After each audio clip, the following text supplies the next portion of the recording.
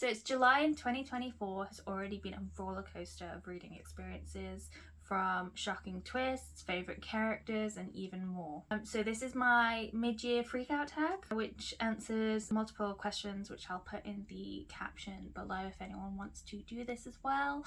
And yeah, let's just go through them. The first one is the best book I've read in 2024 so far, and this one is by far is The Bone Shard Daughter by Andrea Stewart. This absolute gem of a book swept me off my feet with the amazing magic system, which is really unique and to do with bone shards of actual bones from people's head, and also the overwhelmingly positive world building. Like, you just felt like you were there whilst you were reading.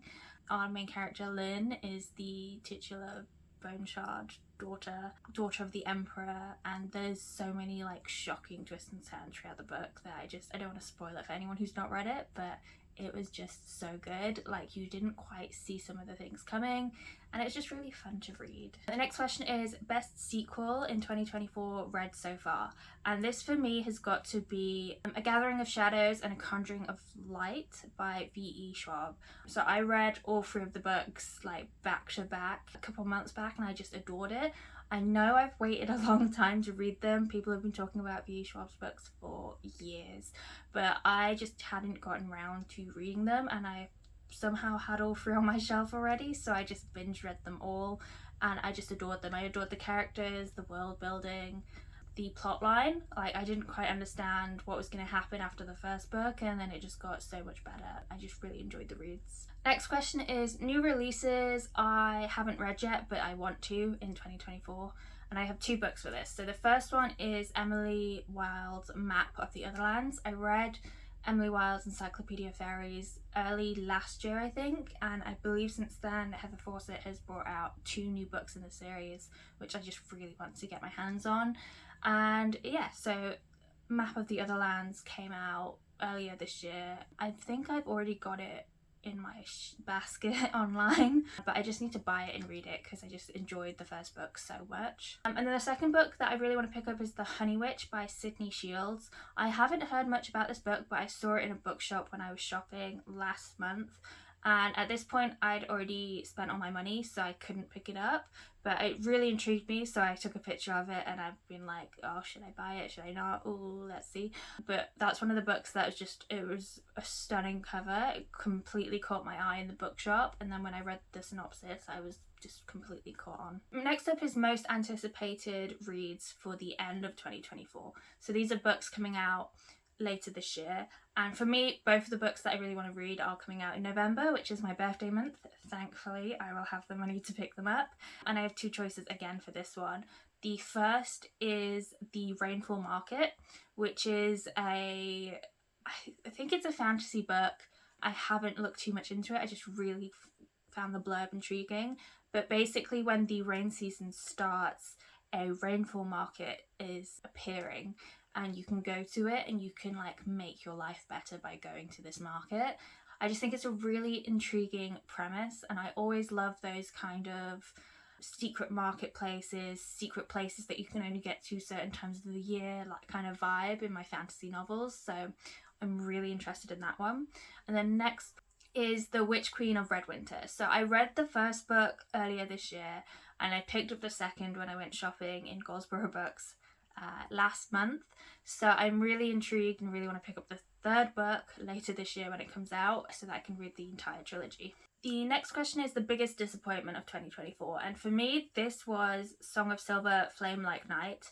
And some people are probably going to question this because I know I hyped it up so much, but basically I started reading my hardcover version and I realised I'd already read the book and completely forgot everything about it. I forgot the characters, I forgot like the initial plot, and then the more I was reading, the more I realised, oh, I've read this book before. And to be honest, I kind of remembered what happened at the end. I didn't remember fully, so I kind of flipped through. I was like, oh yeah, no, that happened. That I definitely read it.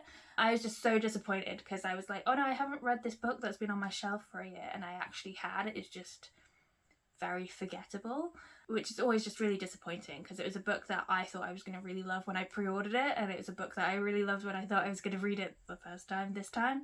And yeah, it wasn't capturing my attention enough. I think that's the problem. And then my biggest surprise of 2024 was Invasion of the Body Snatchers by Jack Finney. I actually got this book because I went to Galanx Fest and it came in my goodie bag as one of the sci-fi masterworks books they were giving away.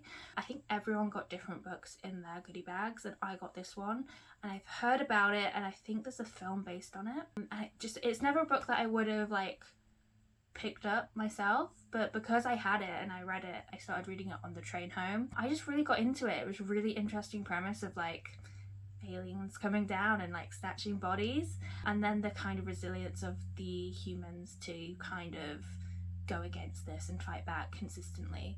It was just a really good, quick sci-fi read, and it's one of those classics that I don't think people talk about a lot. It's not something that I'd been recommended before, but I've heard of it and I really enjoyed reading it. So yeah, that was a big surprise for me. Next question is, who is your new favourite author from books you've read this year? For me, it's Ed McDonald. So he read The Daughter of Redwinter, Witch Queen of Redwinter was the book that I'm looking forward to later in this year.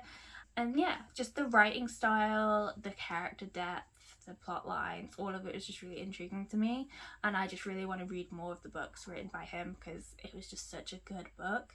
So yeah, I've basically he's gone on my auto buy list like immediately. I just want to read more. Next question is, who is my newest fictional crush? For me, I don't usually get fictional crushes that much, but I really enjoyed Cal in the Shades of Magic series.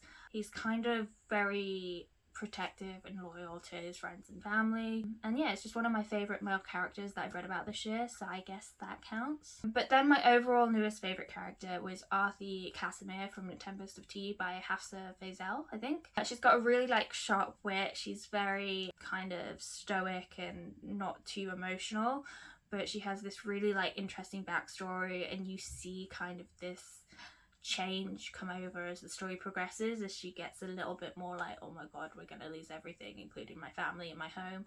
And yeah, I just really enjoyed the character. I just enjoyed the depth. I enjoyed that you still got mysteries unveiled near the end of the book. We didn't just get told the entire backstory up front.